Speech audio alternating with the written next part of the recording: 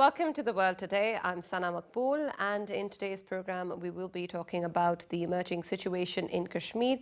And with that regard, we will look at the statement by India in which they have said that they will be occupying Azad Jammu and Kashmir one day and they do have physical jurisdiction over the area. Pakistan, of course, has strongly condemned this statement and has also called upon the international community to take note of this aggressive posture. We would also be talking about President Donald Trump's statement to meeting Imran Khan and Narendra Modi in the next few days, and also saying that a lot of progress is being made in this regard. We'll try to figure out exactly what he means by that and whether or not a tangible meeting will come out between Trump, Imran and Modi. Also, we will be discussing the IMF program, which according to Jihad Azur, who is on a visit, is off to a good start and cannot be revised only after 3 months. He has said that the program is going in the right direction and has said that the targets cannot be revised so soon after the program has just started. So we'll take a look at exactly what the future holds in terms of Pakistan following the IMF program and whether or not the targets are going to be met. To talk more in detail regarding all of these issues, we have been with us in our studios. First of all, I'd like to introduce senior analyst, Brigadier Retired Shahid Jagir. Thank you for being with us today, sir. And we also have with us international affairs expert, Mr. Sajid Iqbal Khatib. Thank you for being with us today, sir. Starting, of course, with the situation in Kashmir, we know that the Foreign Minister of India has made these remarks in which he has said that India is going to be exercising physical jurisdiction over AJK one day. And in terms of the way the situation has been going since the 5th of August, this seems like a very aggressive remark. Thank you very much, Sana. I would first of all say that it's a daydreaming and very wishful thinking. Having said that, seeing the past history of Kashmir, Kashmir is an unsettled dispute of the partition of 1947, and no one can deny this fact. The Kashmiris never wanted to join with India, as if we read the historical books and the agreement which has been done. But India forcefully, moved its forces in that, and under the pressure, the Maharaja of Kashmir, signed an agreement and sent a letter to Mountbatten for, some sort of agreement. Then the Mountbatten, that time the Viceroy of India, it is in the historical books that he gave this suggestion to the Maharaja that the moment the situation improves, the normal precedence is that the annexation to any part of a country of a group of people or a small segment of the people which are there, they has to be according to the wish and will of the people. Now, this is what the historical fact is. But India, annexed or occupied Kashmir, and with the agreement of which is there in the Parliament of Article 370 and 35A, in which the Kashmir was given an independent status.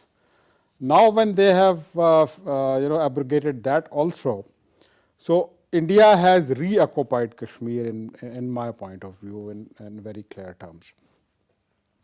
Now, this is as far as that. Now, if you zoom out a little and see the power politics going on in South Asia, the Chinese-American rivalry of trade war, the Chinese involvement of in Afghan peace process, and the coming up of the CPAC. Now, this is the thing which is bothering Americans and the Chinese. Also, the eliminating Indian role in Afghanistan is very, I would say, haunting the Indian politicians. So that is why that previously this term was first coined by the Indian Army Chief of Staff Bipin Rawat when he was visiting the line of control. And now Indians are talking about that the Pakistani Kashmir are they would take it by force, because the ultimately one of the prophecy or the hypothesis is that they want to connect land route with Nuristan of Afghanistan. So that will give India a state, but it's a very wishful thinking. Why? Because Pakistan and India are not the small states. Pakistan is a country of plus 20 million people. It has a lot of resources. It has been placed at the rim of South Asia. It is a very important country for the world to know. Then the economic viability, which are opportunities which are coming to Pakistan in the shape of CPAC, and which is a game changer not for Pakistan but whole of South Asia and Asia as well as Central Asia. That is not being digested by the Indian politicians.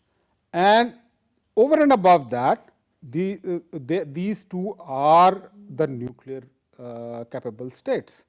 So it is not possible that any country under the present environment can invade Pakistan very easily. They have to pay the price. But of course, when we see the situation since the 5th of August and the warmongering that has been going on from the Indian side, and plus we've seen Modi's regime and how volatile it is, given all of these facts, and of course that the issue is between two nuclear armed states, do you think that such statements by India are responsible, and whether or not the threat of any accidental war escalating is being taken seriously? Because when we see such statements coming in from the Indian side, then we can expect anything from them.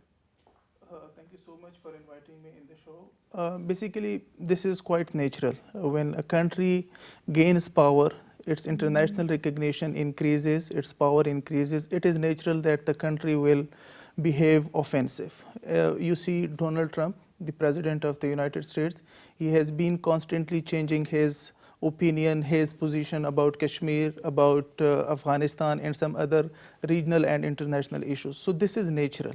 India has been very intelligently pursuing its international agenda over Kashmir. This is not just an abrupt decision of Kashmir that they are abrogating Article 370 and 35A.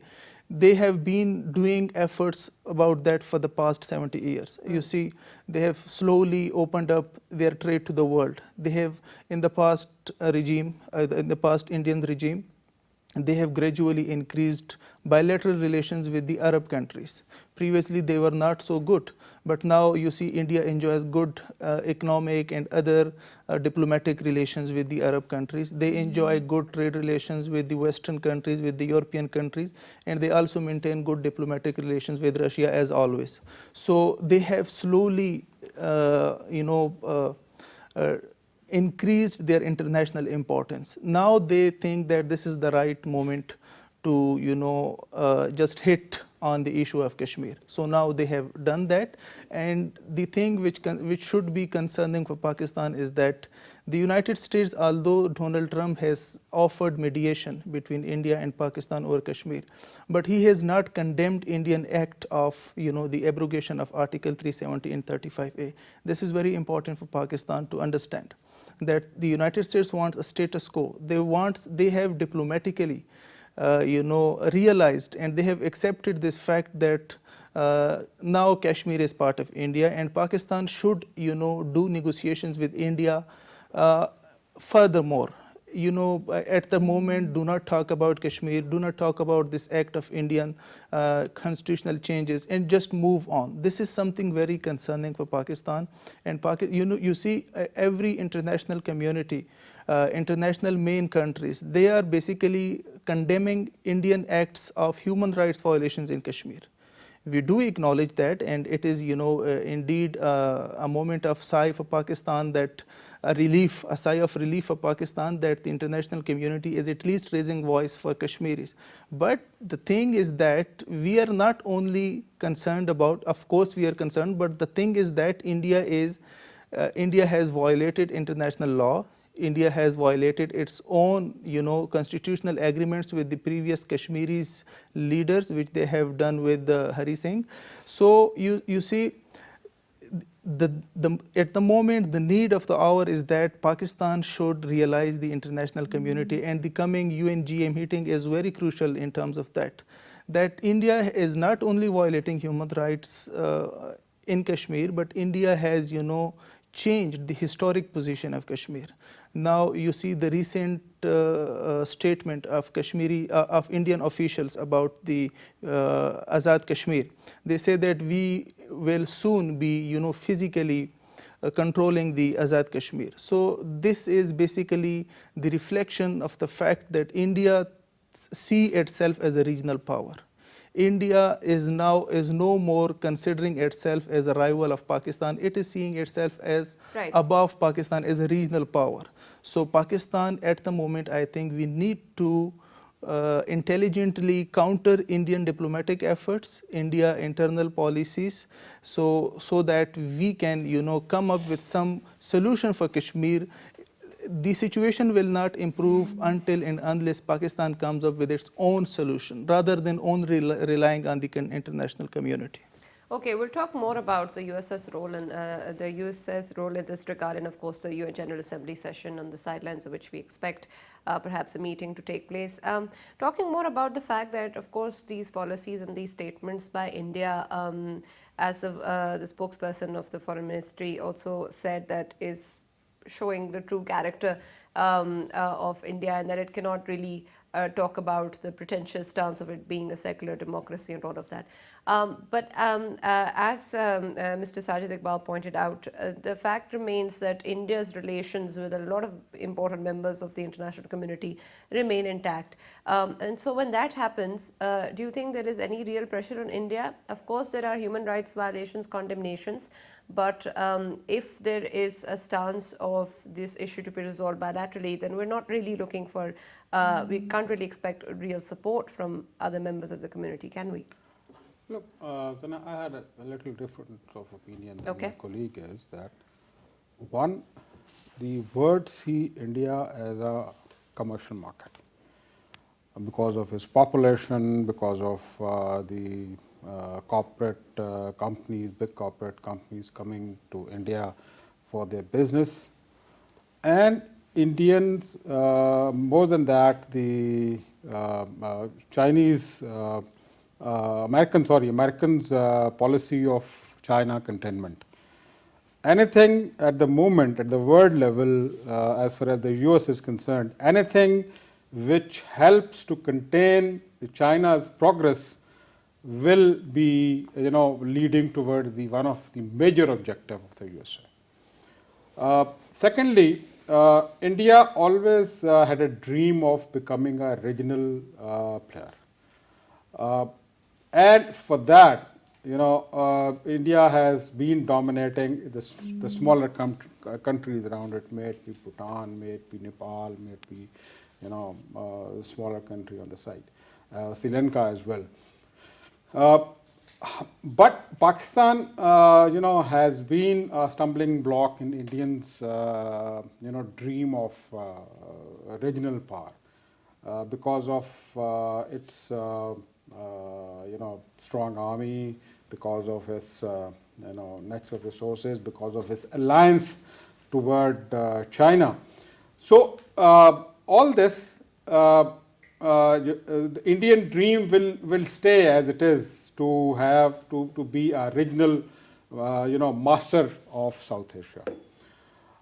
Now coming on to your second part of the question was that the one thing is that India has always in past 17 years have talked about that it's a bilateral issue between Pakistan and India. Now bilateral issues are always settled when two sides talk to each other. They do not use proxy wars against each other. it is only then that Pakistan has time and again said, irrespective of the government which is there in Pakistan, has always welcomed the talks on Kashmir issue. Except this time when they put certain conditions. Yes, no. General Musharraf was very close to finding out a solution to this. And Agra summit is there on the history that at the 11th hour it was the Indians who broke away, not the Pakistan.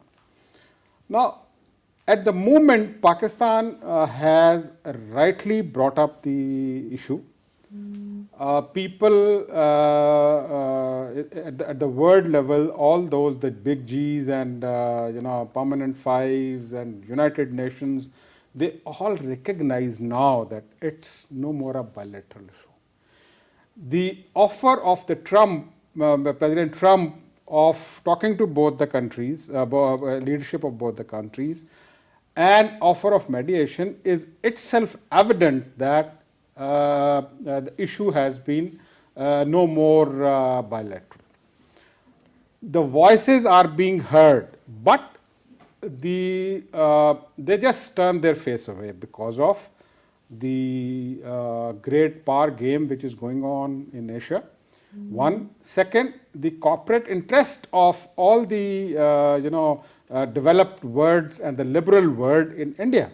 So that is why they at the moment do not want. And the third most important thing in this is the China containment policy of the USA, the trade war between USA and China. It is in South Asia, it is only India which can stand up, and India is always very on the forefront to confront with China on the trade. You see, in a couple of weeks back, there was not a clash between the soldiers of Chinese soldiers and the Indian soldiers in the dark area. Now, these are things which shows the intentions of the Indians. Now, coming on to your last part of the question, I think in my personal view, we have highlighted the things. People know about it.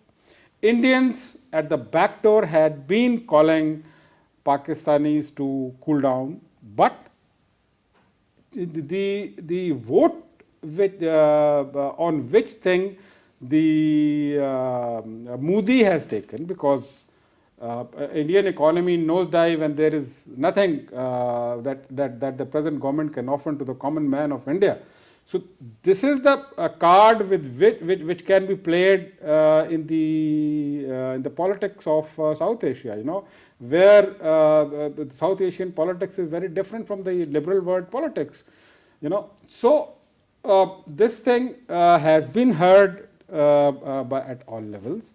That is why this UN General Assembly meeting, Prime Minister has said that he will very explicitly raise the voice of the Kashmiris, that it is a unsettled dispute of 1947. Right. However, we still see that statements coming from India are still trying to justify the restrictions and laws that they have put in occupied Kashmir. For example, the external ministers also said that the revoking of the special status of Kashmir is also an internal matter of India. And despite the international condemnations and perhaps international community members viewing the dispute a little differently now, these stances from India continue to remain unchanged. How do you think, Mr. Sajid Iqbal, India justifies the fact that it's an internal matter? No, Kashmir is not an internal matter of India. It is a disputed issue since 1947 between India and Pakistan. This is a fact. So. Yes, they don't. But I would say that I wonder whether international community, which we use this term international community, which is mainly led by the United States and the United Nations as a common platform, I wonder where they helped the depressed people in the world. You see, the Muslims in Syria are being died, the Muslims in Yemen, the crisis in Iraq, the crisis in Afghanistan. So in every Muslim country, The main thing that we do is that we have raised voices for those deprived or the depressed people, and the international community will be helping them. I don't see any help from the international community in those matters. There is, an ayat in the Quran that Allah says that Allah will not change the status or the condition of a nation until they change their condition themselves. You see that what is the condition of Muslims in the world. The Arab countries, they basically convinced Pakistan that you should not, indulge the Muslim countries in the affairs of Kashmir. This basically reflects the fact that the main priority are the economic interest of the Muslim countries at the moment. The Muslims in Yemen are dying. Saudi Arabia is its immediate neighbor, Iran is its neighbor, and the two countries are the main stakeholders in this problem. So why are the Muslims killing other Muslims? And yet we are calling the international community to step in and save the Muslims in Yemen. In fact, we are killing them by our own. So the same is true for Kashmir. You see, in the past 72 years, you see where India stands today. India is now the member of the G20. India's economy is, I think, 5th or the 6th largest economy of the world. India has, you all know that what is the volume of trade between India and the United States. And for the past 3 years, the bilateral trade between India and the United States increased by 16%. So this shows that India has, kept their house in order. The same is needed to be done in Pakistan. Your institutions are not working properly. There is corruption. Your democracy is malfunctioning. Your elections are, every time there is election in Pakistan, it is being questioned. So these are the indirect things which impact overall position of Pakistan in international community. You have to, the only way forward with Pakistan, apart from so many confusion that what Pakistan should be doing in all this, is that Pakistan should improve its international recognition. And the international recognition cannot be improved only by raising voices. It can be improved by doing some practical measures. You need to improve your economic status in the world. You need to improve your human rights situation inside Pakistan so that no country can raise concerns about the human rights violations in Pakistan. Although they are negligible, but even if a small incident took place in Pakistan, the international community start raising voices against it. So in your opinion, any international concerns or pressure or opinion does not really amount to anything significant? It does. But I am saying that the primary thing is that you have to take the lead. You have to do it by your own. Okay. If you have good trade relations with the Arab countries, if you have good trade relations with the United States, with the European Union, these countries would be favoring you over the issue of Kashmir. Since now India is on the lead, they enjoys this status, so it is, of course, these countries are favoring India. This is what I think. Okay, coming to President Donald Trump's offer to mediate once again, that he has said that he will be meeting Mr. Modi and Imran Khan. We see that in India, this is being seen as a diplomatic win for India. And then we can also see it that as a way of seeing that it is Trump's agreement once again, or his emphasis once again of playing a role of a mediator in this issue. What do you think it really stands for? Do you think that India can see it as a diplomatic victory for itself? I mean, at the end of the day, they didn't ever want international mediation to occur in the first place between the issue. So how is it their victory? Look, I don't think that Indians media hype of this thing that it's a diplomatic win. I think it's the other way around. You see, when President Trump said that he wants to mediate, India absolutely refused about it.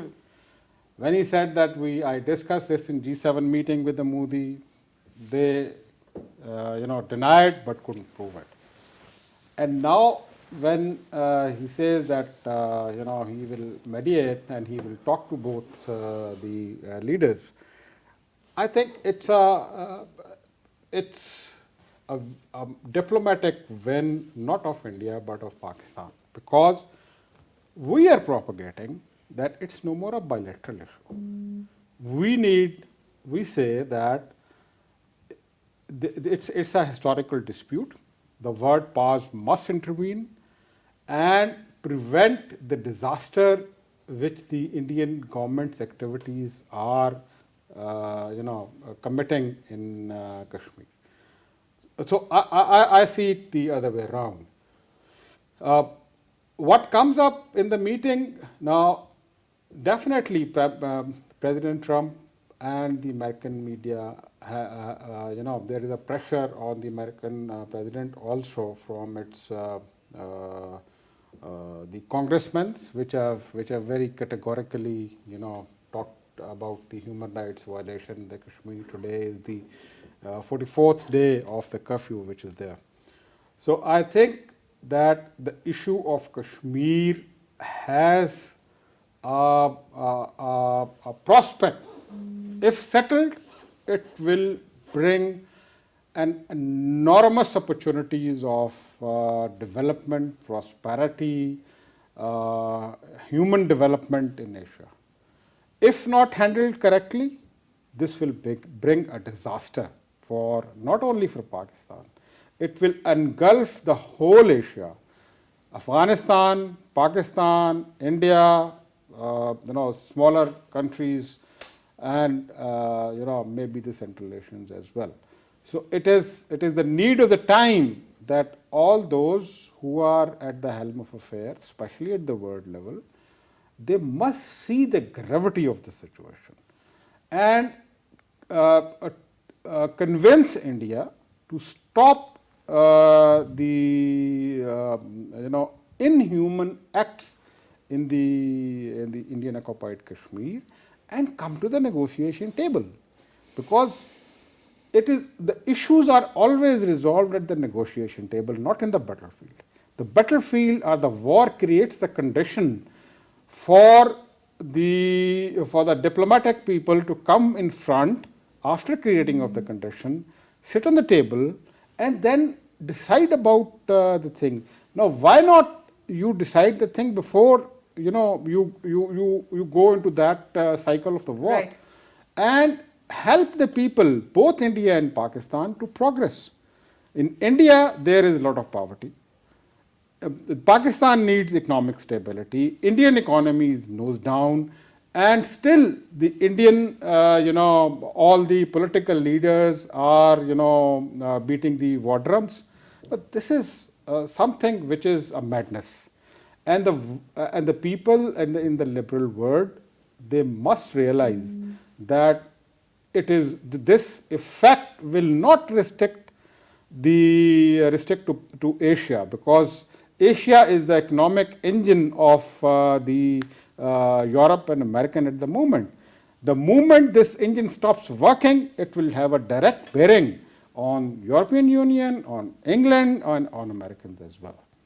So I think the good sense will prevail, and Trump will talk to President Modi and Prime Minister Imran, and some way is found out where they can one, stop the brutalities which are being committed in the Indian occupied Kashmir, and then sit on the table to decide about the future of Kashmir. Okay, also another part of Donald Trump's statement said that a lot of progress is being made in this regard. Some say that this might be pointing towards the fact that perhaps Mr. Trump has been engaged with both the sides, even though India has often stated that it does not want international mediation on the issue. Do you think that's a possibility? I wish if this is the case that a lot of progress is being made. I don't think so, because you see there is no normalcy in relations between Pakistan and India, and Pakistan has recently avoided direct negotiations with India over Kashmir. Because without India's consent, this meeting cannot take place. Yes, of course. But I would like to add here that we need to see the situation in Kashmir, in Afghanistan, in a broader way. The international relations at the moment are not that simple. It is so complicated. You see, people are talking about the withdrawal of the United States from Afghanistan. I'm talking about this because this issue is linked with the issue of Kashmir, and all regional issues are interconnected. All those people who think that the United States will so easily withdraw from Afghanistan, I think they're living in a fool's paradise. It is not that easy. The United States is a world hegemon. It is a world power. It has interest in each and every corner of the world. It has interest in Pakistan, even in smaller countries like Nepal, Sri Lanka, and Bhutan. It has interests everywhere. The United States cannot left Central Asian region to Russia and China to go and penetrate. So there is no other reason for the United States to stay in South Asia but Afghanistan. The United States will stay in Afghanistan in one way or the other. And I had previously predicted that the negotiations between the United States and the Afghan Taliban, there were some disagreements among Taliban groups about the peace talks with the United States. Some groups were against those peace talks. And it was being said by some of the analysts that the United States will take those negotiations to the higher level, and at the end they will withdraw. And this will result in the inter-Taliban groups rivalry. The differences between different Taliban groups will increase.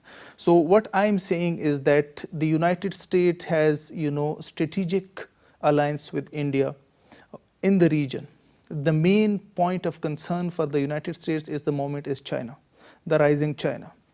The Belt and Road Initiative, which CPEC is one of its parts. So the United States will not, pressure India over any issue at the moment, even if it is Kashmir or any other issues. But yes, one thing which favors the United States and which is most predicted, which it will happen, is that the United States will convince India and Pakistan to improve or even to maintain a normal relations between them. And at the moment, India is not going to reverse its decision of the abrogation of Article 370 and 35A. Forget about it, because India has reached a position, it has reached a barbaric position in international relations that they are not going to reverse this decision. So without this reversal, how are we expecting any normalcy? I don't think so that there will be normalcy, but it is in the interest of the United States.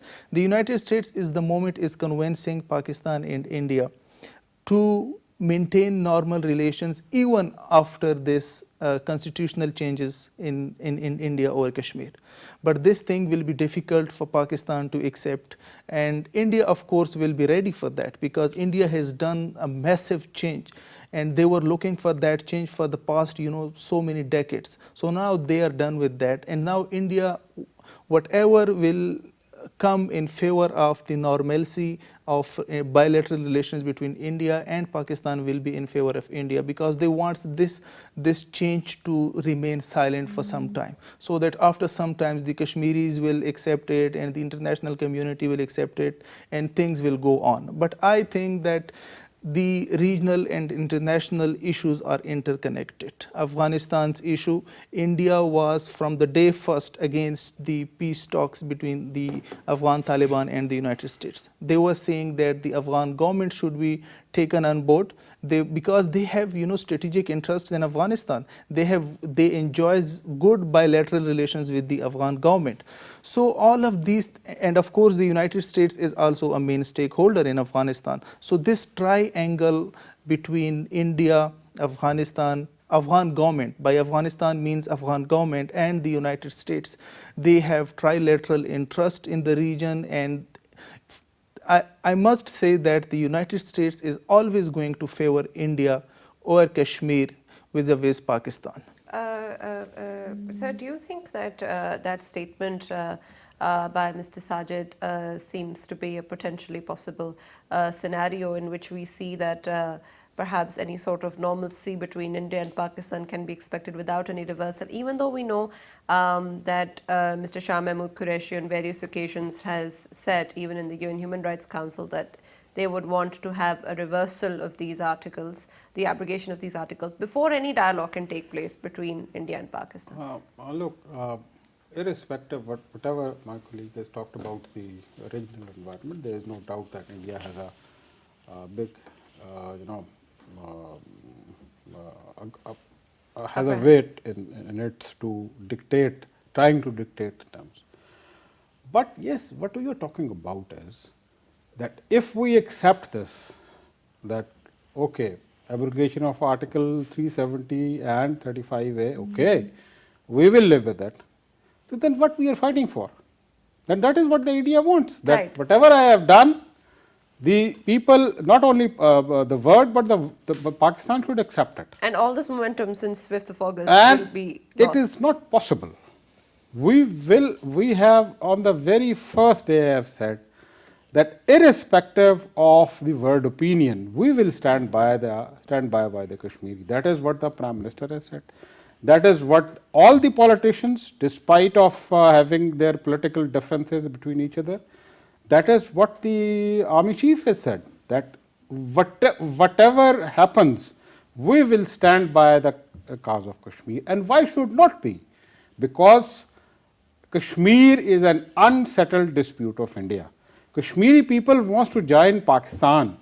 Their shohadas are being wrapped in the Pakistani flag in India, and they raise slogan and they flutter the flag of Pakistan over there. Now, why should, irrespective of what the Muslim word says, what the word says, but we will stand by with Kashmir, and we will try to do what is the utmost as far as the help of Kashmiris are concerned, diplomatic, moral, and at the international level. Also, we will never back down. We will never back down because this is an unsettled dispute. Whatever India wants, they are doing it as far as their national interest is concerned. But we have to do what is in our national interest. The conditions will remain difficult for us to achieve our aim, but we have to keep striving to find a best way to fulfill our national aim. But in this scenario, when we're looking at the mediation with Trump, if we're seeing both sides taking the stance, with India saying that it's their territory and Pakistan claiming it a disputed territory and both sides not backing down, then what are we really expecting from the meeting or the mediation to happen? No, that's what I say, that Americans knows this thing, where there is no denying of the fact that the Americans do have strategic alliance with India. But they cannot rule out, and no country in the world can rule out the importance of Pakistan in South Asia. Same was done by Russia in 70s. They wanted to have a dream of ruling over Pakistan and cutting off Pakistan and blood borders and all. Where they are now. Same was done by the Americans of thinking of dividing Pakistan and all. Where they are. Pakistan is not a small state. It's a big country with lot of unexplored resources, with a very good brain, with very strong army we have. So we have a talent, we have the capability to defend ourselves and defend our Kashmiri brothers, and that we will do till the last drop of our blood. Okay, last question, Mr. Sajid. We are of course expecting both Narendra Modi and Prime Minister Imran Khan to be speaking on the 27th of September in the UN General Assembly, and perhaps both sides will be giving a passionate address regarding Kashmir, since that is what is being discussed in both sides since the 5th of August. But of course, the pressure is on both the governments from both of their people and the community.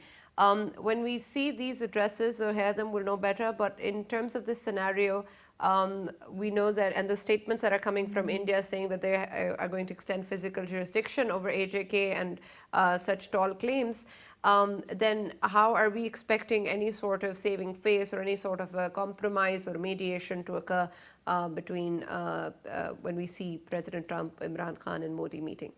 The United Nations General Assembly session is going to be a very important, point where Pakistan can, of course, propagate its position over Kashmir effectively, because this is the forum where every international community presence is there.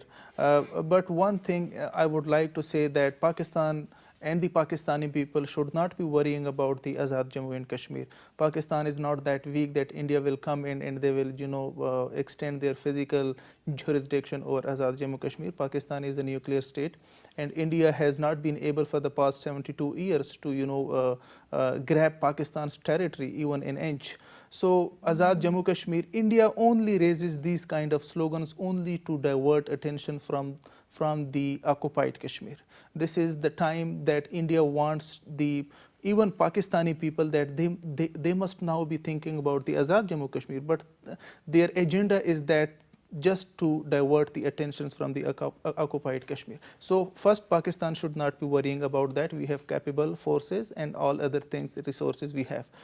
I think that the way forward for Kashmir at the moment with Pakistan, as I already said, is that keep raising voices internationally for Kashmir, keep raising voices for the human rights violations in Kashmir, the Indian atrocities in Kashmir, but at the same time try to improve your own country in all domains. Try to improve, to increase your exports. Right. Try to cut down your imports. Try to build your institutional capacity so that we come up so strongly domestically. Try to eliminate your internal differences. Try to keep all your political parties on board. So this is the way that we can give a unifying message to the world that Pakistan is a strong country. Right, thank you very much. Yes, thank you, please. gentlemen. We're out of time. Thank you for this conversation. Well, you heard the discussion on the emerging situation in Kashmir, and of course, we're going to be watching carefully what happens next week at the UN General Assembly and on its sidelines, whether or not a meeting is going to take place, and is it going to result in something tangible for the struggle of the Kashmiris who are suffering till date, and of course, the curfew and restrictions keep continuing. So, of course, we are going to hope that Pakistan will continue its efforts to stand by the Kashmiris and something positive will come out next week. Thank you for watching.